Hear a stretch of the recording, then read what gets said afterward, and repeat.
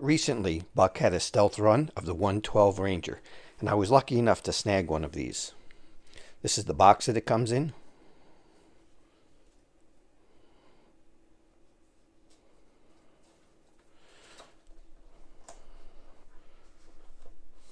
Pull the sleeve off, and then it has a magnetic closure. You get the inside flap, and it comes with a different sheath than what Bucks normally come with. This is a distressed leather sheath.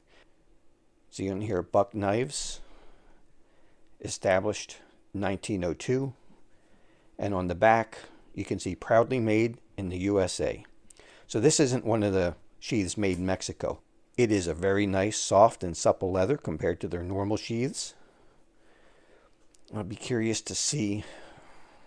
Let me get a flashlight here.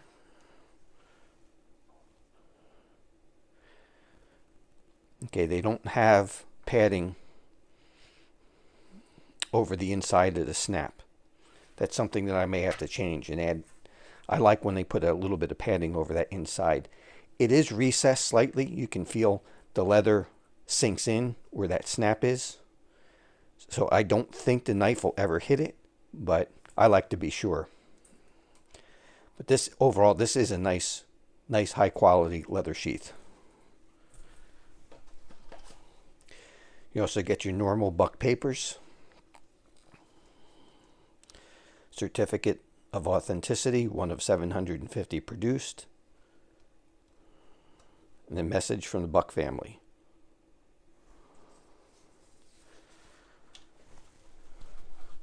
Okay, inside the box, you have this shredded paper, and then the knife comes in a nice little bag.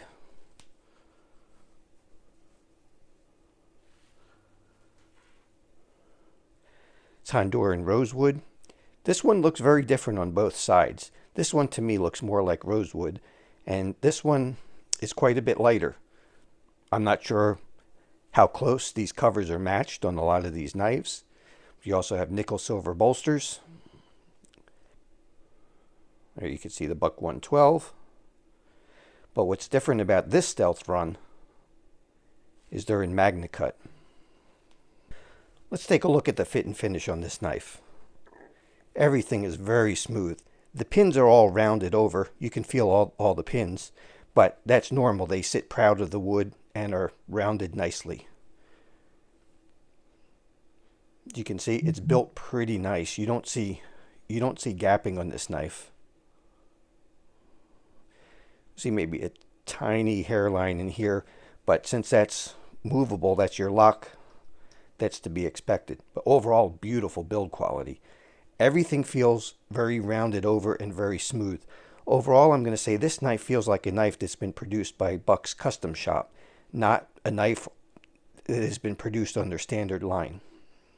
Just the smoothness of everything. It's a step above what Buck normally does. So I do believe these are out of the custom shop. That's just a guess. I don't know for sure. Now, there were, I believe, 750 of these made.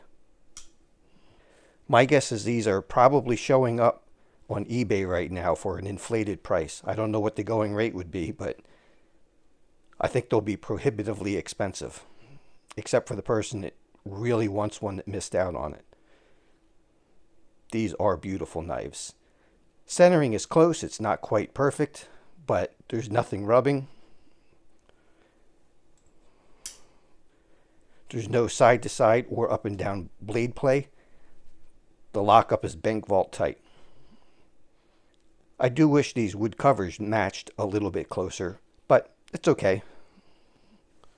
One thing that I don't like quite so much about the 112 is that when I grip it, it feels like it's kind of squashing my hand and it's squeezing my pinky in. So the grip is just a little tiny bit on the small side, but it's big enough. See how that curves up there? I think that's what's making my finger want to squash in that way. But it's very usable. You know, it's like I said, it's just on the edge. It's just big enough. So it's a good usable handle. It is comfortable. I'm not complaining about it. I'm kind of nitpicking on it. It's a nice thick knife. It gives you a good grip. Now in this grip, it's not that great. You can do a pinch grip this way, but not really this way. Overall, I'm very happy with the knife. Nickel silver bolsters. Like I said, Magnacut blade. Just beautiful knife. Let's compare it with a few others.